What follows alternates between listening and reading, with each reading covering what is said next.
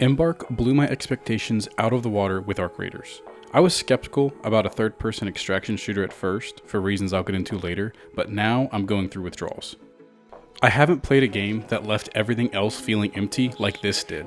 Within moments of my first raid, my excitement started climbing. Arc Raiders is Embark's entry into the extraction genre. It is set in a post-apocalyptic world that is absolutely breathtaking. The version that we got to play was a playtest version, and from what I've heard, is only about 20% of the game. But let me tell you, it felt like a full release title. The gameplay was so smooth and everything felt very polished.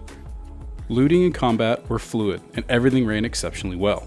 Usually I'll have some issues with games that are on Unreal Engine 5, which is what Arc Raiders is on, but on high settings on my laptop, I was averaging between 130 to 150 frames even while it was raining. Not a single time through the entire playtest did I ever run into any sort of stuttering or frame loss. The graphics are absolutely phenomenal. Everything in the game was so detailed, and I just wanted to look at everything and just stare at it. The lighting overall was amazing. In dark rooms, it was just right, and even during the night raids, everything looked fantastic. And you've probably already heard this 1,000 times, but the sound in this game is some of the best I've ever heard. The ambient noise, the crispiness of gunshots, the satisfying cracks of shots hitting enemy players, and the eeriness of the AI just brings everything together.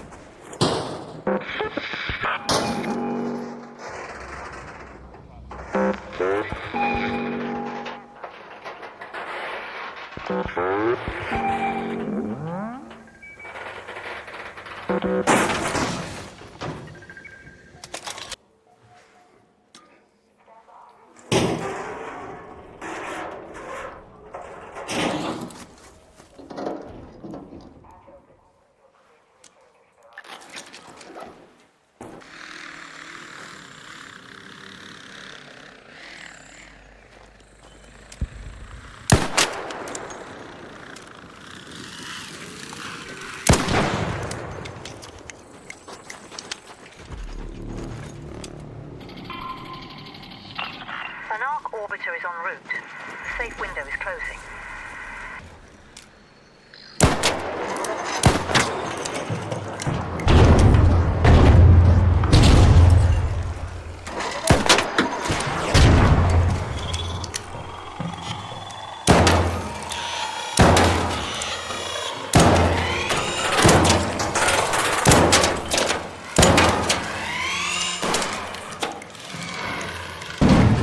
Not only do the AI sound eerie, they're a force to be reckoned with.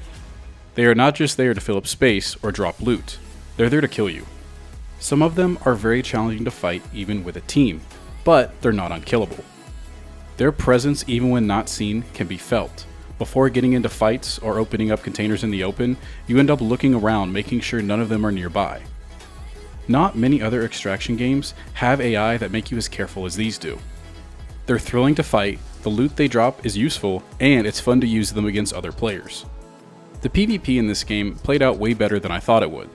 I'm not the biggest fan of third-person PvP games due to the camping and third-person peeking that occurs, but Ark's PvP was amazing. Sure, there were a few instances of people using the peeking, but overall, it's some of the best PvP I've had in an extraction shooter. Without looking for a fight, you might only run into like 1 or 2 raiders, but if you look for it, you could find as much fighting as you want to find. There were a few raids where we had back-to-back fights almost the entire raid. The most PvP I had was on the Buried City map. I don't know what it is about this map that draws players to fight, but it is a blast. The multiple layers to this map make for some interesting fights, whether rooftop battles, alleys, or in the buildings. Whether the encounters with other players or the AI, they become extremely intense and exciting. Spaceport is my personal favorite map. The aesthetic is awesome, and there's lots of AI roaming the map. Some of the buildings here are a little weird, but still cool. The launch pad in the middle provided great PvP and some amazing loot. Dam Battlegrounds is a perfect starting location. There's still AI and PvP, but it's easy to avoid both of these and just quest or explore if you want. The only downside to this map is it's the easiest to camp. There are so many bushes, the only times I really died to people camping, especially on Extract, was on this map. But no matter the map I played, every raid felt meaningful. Whether I went in to get materials, do PvP, do quests, I felt successful and what I brought out was useful. Every item in the game is useful one way or another, whether it's for crafting or selling. I struggle to decide what to keep and what to sell. The progression within the game is amazing and has a ton of depth to it. There is so much to do, but not overwhelming.